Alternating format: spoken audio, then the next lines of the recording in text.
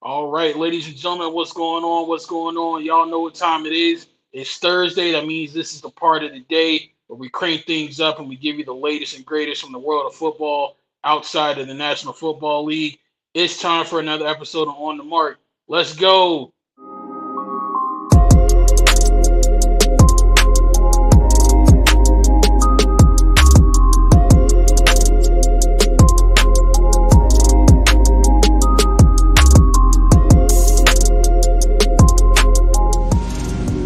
On the Mark with Young Mark is brought to you by the Real to Sports Podcast.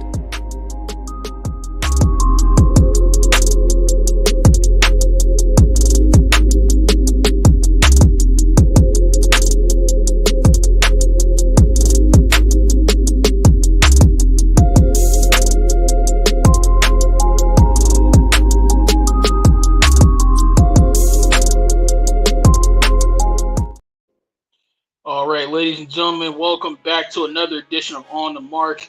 I'm your host, Young Mark. We got some college football news and some professional football news to get into today. So without any further ado, let's go ahead and get into it, shall we? Now, if you're around my age, you really don't remember this. You probably don't even know that it ever happened. But if you're around the age like OGs, like the host and Q-Dog, this first story that I'm going to bring up is going to sound pretty interesting to you. Did you know, ladies and gentlemen, once upon a time there was football played on TNT? Well, guess what? It's coming back.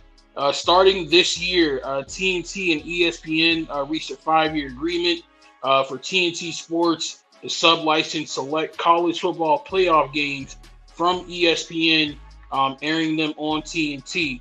So starting this year in the 2024 season with the new expanded playoff, it's more playoff games to be played. So some of those games are going to be on TNT during the quarterfinal round. This will be the first time since, I believe, 94, 95. Host's going to have to fact check me on that one, but basically the first time since the mid-90s, we're going to have football played on TNT. So look forward to that this coming college football season. Moving right along to the professional ranks, got a little bit of NFL news for you guys. It was announced today that the upcoming season of Hard Knocks, the reality TV show that follows various NFL teams during training camp, this year all eyes going to be on Chicago.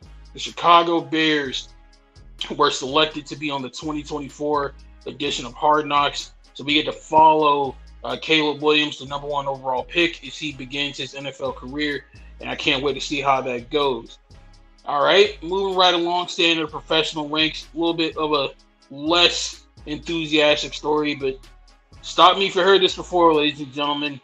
Another Arena Football League team has folded. The Rapid City Marshals, who a couple of weeks ago I told you guys had to forfeit a game after their players boycotted because they hadn't been paid yet.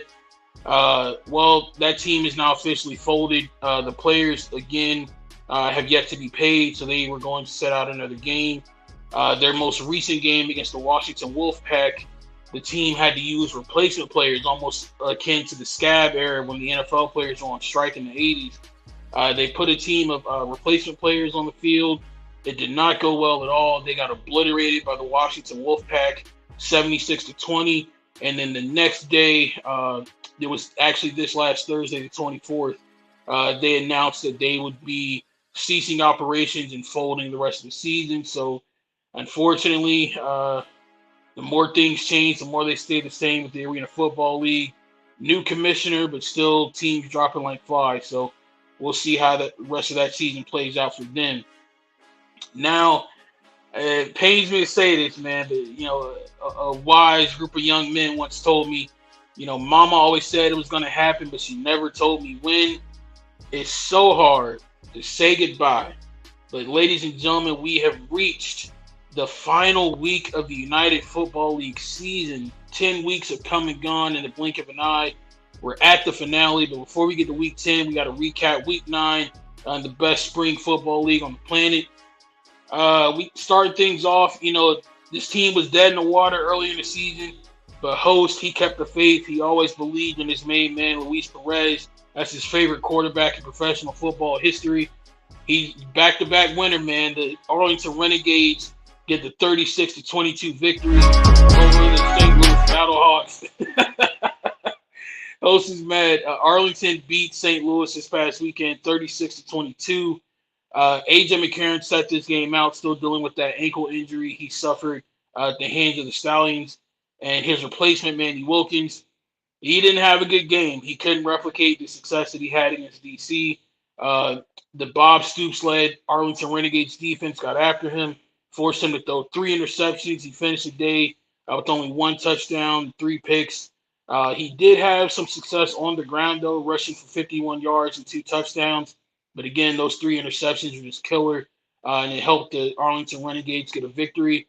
Luis Perez had another flawless game, shot the host favorite quarterback. He finished the day 24-36 for 259 yards and 3 touchdowns through the air. Arlington had one of their best games of the season on the ground. Collectively, they had 259 receiving yards, and they almost had 100 rushing yards. Davion Smith and Devin Darrington both had 40 yards apiece. So not great, but a lot better than what they had last week. Arlington wins 2 in a row to go to 2-7 on the season. Moving right along to a game that was honestly a lot more interesting than I thought it would be. The Michigan Panthers get the come from behind victory over the Houston Roughnecks, 26-22. Houston led most of this game, but eventually fell to one of the better teams in spring football. Michigan, they went with the dual quarterback system, playing Danny Etling and Bryce Perkins. And I got to tell you, ladies and gentlemen, when you got a quarterback that is mobile and that can use his athleticism, a lot of great things happen. What's going on, Drew? Good to see you, man. Bryce Perkins went 12-15 through the air, 121 yards and a touchdown. Danny Etling had similar numbers, 12-18, 110 yards, but unfortunately he did not get to throw a pick. Michigan's run game, though, was where it was at. Bryce Perkins had 2 touchdowns on the ground, 76 yards rushing. The team finished the day with over 100 rushing yards. Houston, they played their tails off, but it just wasn't enough. They're still trying to get their quarterback situation straightened out. More on that later because their Week 10 matchup is going to be very, very interesting. Can't wait to tell you guys all about that. Now, I don't know about y'all, but I had a great spring football weekend. Shout out to my DC Defenders, boy. They laid a beat down on the Showboats from Memphis. They beat Memphis 36-21. The game got so bad that Fox had to cut the game off and switch to the Houston and Michigan game because the DC Defenders were just laying it all over Memphis. Jordan Tayamu, he had a day. He went 20 of 24, 237 yards and 2 touchdowns. Played a phenomenal game outside of a couple of interceptions, but some of those weren't really his fault. Josh Love and Troy Williams just couldn't get it done. Darius Victor, the former USFL MVP, he came to play this weekend. He had almost 100 yards rushing on the ground and a touchdown. But in the end, you got to fall to the DC Defenders, who surprisingly this season had more of an advantage on the road than they did at home. But, hey, that's just how it goes. They're looking to try to finish the season 5-5. They have a game this weekend against Arlington. So DC takes on host favorite quarterback. I wonder who he's going to root for in that game. Now, oh yeah, see the Bluebirds out. Y'all really gonna hate me when I go on this next game. Yeah, that's right. That's right. Show me your love. Show me your love. Question for you, Birmingham. Are you still undefeated? I don't think the answer to that is yes anymore. It finally happened. Our prayers were answered. The Birmingham Stallions were defeated. They fell to Wade Phillips and the San Antonio Brahmas 18-9. And boy, I got to tell you guys, this game was historic. Shout out to Chase Garbers, former Las Vegas Raiders quarterback, leading the way for this team to pull off the upset victory.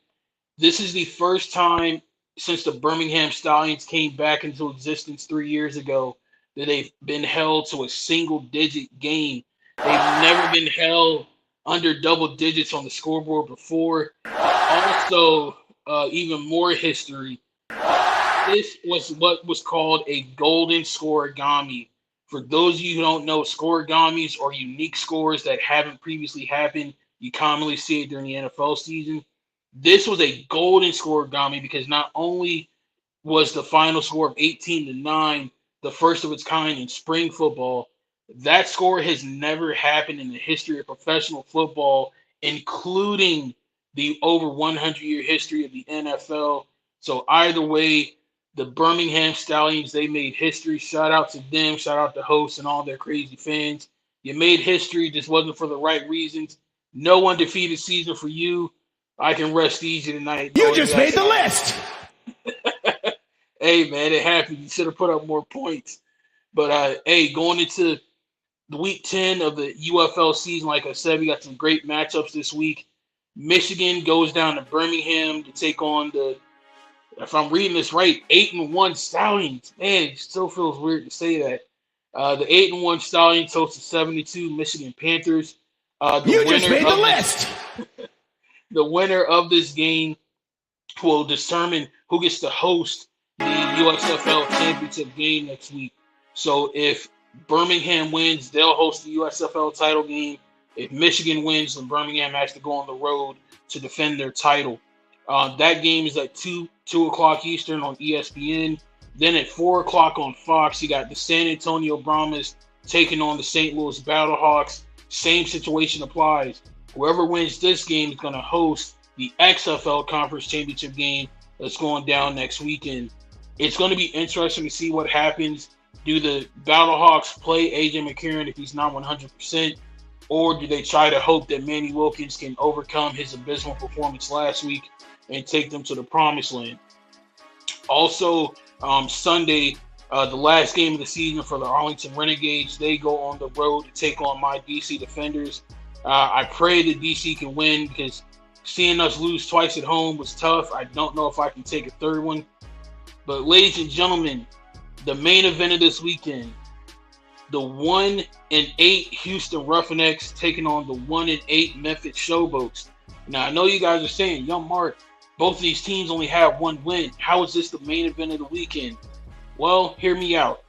The UFL announced a couple of days ago that whoever wins this game is going to not only win the number 1 overall pick in the 2025 UFL draft, but they will also hold the top pick in every single round of the draft. So if you want that extra help, if you want to get that star player that can help turn you into a winning franchise, you got to go out on the field and earn it. Ain't no draft lotteries, ain't no tanking going on in the UFL. We earn everything around here. So pay attention to that game Sunday night at 7. Again, if Houston wins, they get the first pick and not only the top of the draft, but every round. Or Memphis, who desperately needs a lot of help on their side, they might pull it together and shock the world and take that second victory of the season so they can claim that top overall pick in the draft. I really, really like this rule with the UFL. I wish more leagues would adopt this rule. Like, I would love to see this in the NBA instead of the draft lottery. Make the Detroit Pistons play against whoever the other worst team in the league was. I don't know, it might have been like the San Antonio Spurs, something like that. Let them go at it on the court and see who gets the number 1 overall pick. Or hell, even in the NFL, if you want to have that to prevent teams from tanking, go for it. I think this is a really great idea. And again, it makes every single game matter. It makes every game mean something. So I'm really looking forward to that one. And of course, we will break it all down for you guys next week here on the Mark. That's all I got for this week. Birmingham lost. We got some great games coming up this weekend. And then on Thursday, the Canadian Football League kicks off. So a lot more great football to come. But I will see you guys next week. I'm out of here.